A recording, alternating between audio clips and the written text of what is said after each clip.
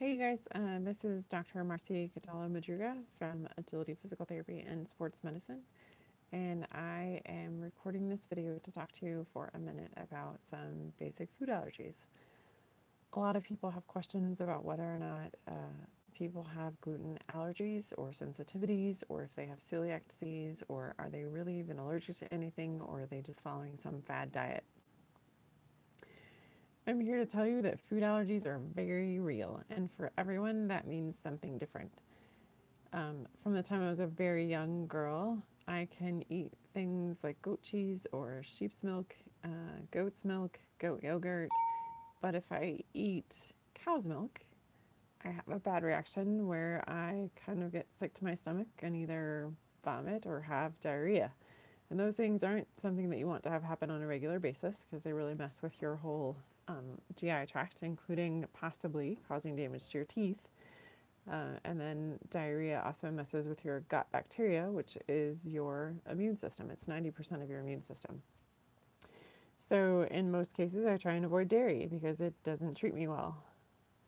While I was pregnant, I developed some other weird symptoms and food-related symptoms. And most of them I thought that I had outgrown as a child or didn't even realize they were an issue until literally it was too late. So things that pop up that can be related to a food allergy are dryness of your skin, even if you're putting on lotion, where your skin just becomes super dry and flaky, almost scaly. You can develop a rash that looks like eczema or psoriasis or red bumps, and they can even be painful. You can develop hoarseness in your voice. You can develop an anaphylactic type reaction where you literally stop breathing. Your mouth can become sore. Your face can get warm. You can lose hair the day after eating something that you have an allergy or sensitivity to.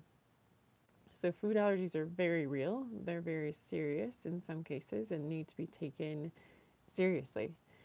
So people ask then, without getting the testing done, how can I figure out if I have a food allergy? The easiest way is to do an elimination type diet. So you take that food out of your diet for 6 weeks and then try and reintroduce it in its simplest form. So, for kids, we talk about introducing peanuts when they're about a year old. And the way that they typically ask you to do that is to do a baked good that has peanuts in it. And then see if they react. And 5 days later, try something that's not as cooked or as processed and see if they react. And then 5 days later, try the actual individual peanut and see if they react. So it's the same thing if you're testing food allergies.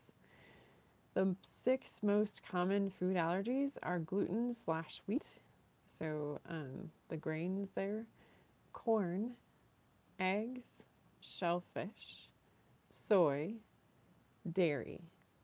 Another really common one that people have that they don't want to hear is chocolate.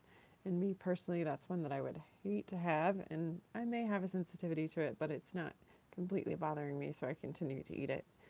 And again, the way that they want you to test that is to kind of take all 6 of those foods out of your diet for 6 weeks and then slowly try to add one back in. So if you take all 6 of them out of your diet for 6 weeks, what you want to do is add back in your favorite one. So say I really like ice cream.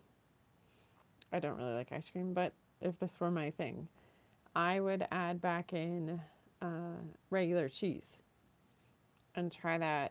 Only have it once, see how I do for about 5 days, and keep a food journal and keep everything from headache, sleep, whether or not your mouth felt dry, warmness in your face, whether or not you felt like you had any difficulty talking, bowel movement changes, urination changes, and if you're having to get up more frequently in the night to go to the bathroom. Those things can all be symptoms of a food allergy or sensitivity. So you want to take a look at that. And then for that week, I wouldn't do anything different.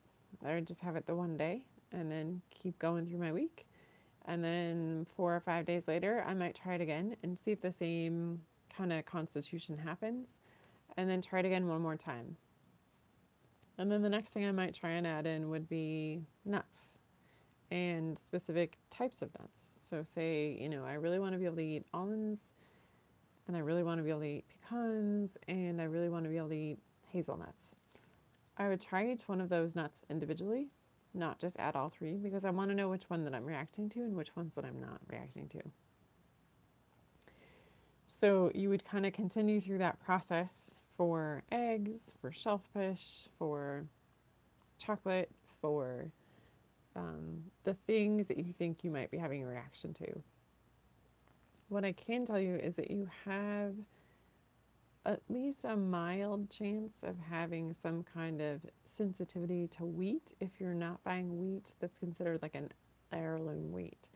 And part of that is because grain in this country has been modified so severely that it's created an entirely new set of glutens, 42 new strains in 20 years to be exact, and the human genome just can't adapt that fast. So if you're going to try and add other foods back in, what I would say is maybe try bread products last. Just because, in truth, there are so many substitutes that you can have, and you don't really need them. It's a really highly processed food, but also because if you have a reaction to that, then you don't want to add something else on top of it until you've cleaned that reaction out. So you'd kind of have to go the whole diet again for 6 weeks, which would suck. So if you think you have a sensitivity to a food or you think you have a food allergy, think about doing some food eliminations and seeing what happens. And if you think it's a group of foods, like say you think, I kind of get a funny feeling in my mouth when I eat apples. Take out apples and pears. You would also take out things like cantaloupe and honeydew because they have a similar structure to the flesh of the fruit. Or if you think you're having a reaction to something like peaches, you would want to take out all of the stone fruits. Stone fruits are fruits that have a pit in the center, like a peach, apricot, nectarine, avocado, which most people don't think about. Avocados are a stone fruit. So cut those out and then add them back in one at a time and see if you have a reaction.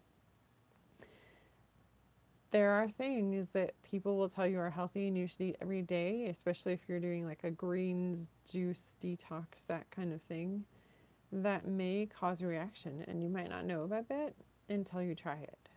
The biggest example I can give you of that is last October, I was eating spinach in a salad. It was just a spinach salad with oil and vinegar dressing. It didn't have any sugar in the dressing. There were tomatoes and mozzarella on the salad. I ate the tomatoes. I didn't eat the mozzarella. 12 minutes after eating that salad, I had an anaphylactic reaction, which was kind of scary because I didn't have an EpiPen with me, and kind of disappointing because I think spinach can be very healthy for a lot of people, especially people who don't necessarily like to eat greens, but putting them in a smoothie works great. The thing that I discovered with spinach is it has a latex cross-contamination, and I have a latex allergy, so spinach falls right into there, which kind of makes sense. And in the past, I'd always had a funny feeling in my mouth, almost like my mouth felt waxy when I would eat spinach, and I just had the full-blown reaction for the first time in October. So for food sensitivities or food allergies, go ahead and try an elimination diet. You can type in things like the 6-food elimination diet, and it'll give you a list of even recipes that you can try. You can type in elimination diet and it'll pop up with all kinds of different things. If you've thought about, well, I want to go a whole foods diet, there's the Whole30 diet, and I recommend that you buy the book. There's also, you can do a paleo cleanse challenge or the keto to cleanse challenge. And there's some really interesting research coming out about the keto diet where you can actually halt or reverse early stage Alzheimer's if you switch to a completely keto diet. So that's kind of cool research coming